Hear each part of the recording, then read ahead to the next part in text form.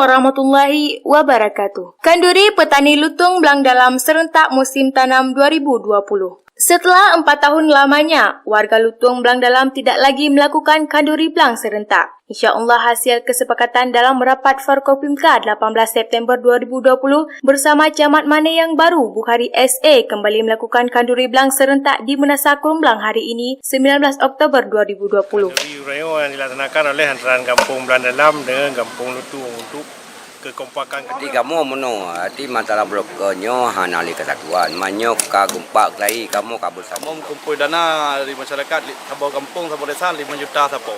Sebelum kami lanjutkan, ada yang mau lewat. Bunga iraya kadim anyan anemin banjasiku. Pemukiman Lutung khususnya dua desa Blang Dalam dan Desa Lutung, acara kanduri blang serentak. Acara yang dihadiri oleh Imu Mukim, Forkopimka, para kecil dan tokoh dari dua kampung itu sepakat melaksanakan jadual tren ublang bersama meliputi Kampung Lutung 250 hektar dan Kampung Blang Dalam 130 hektar. Kecuali lokasi Blang Lok Pakui yang tahun ini dikecualikan, namun tahun depan diupayakan harus serentak. Sudah tradisi dua kampung tersebut setiap kanduri blang ada potong kerbau dari dana sumbangan masyarakat tiap kampung 5 juta rupiah yang dikutip dari petani satu nalih sawah sumbangannya 4 bambu padi. Kanduri blang Kampung Lutung Blang Dalam dipusatkan di Menasah Krumblang yang merupakan menasah tertua dalam sejarah. Konon ceritanya di Menasah Krumblang terdapat sebuah batu besar yang dianggap keramat.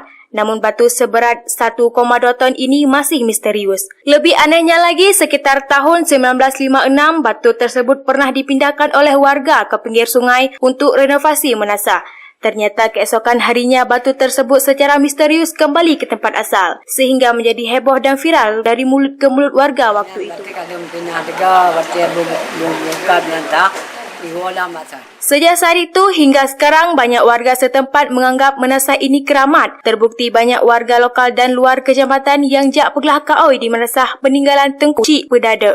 Sebagaimana yang disampaikan oleh Apalet lah.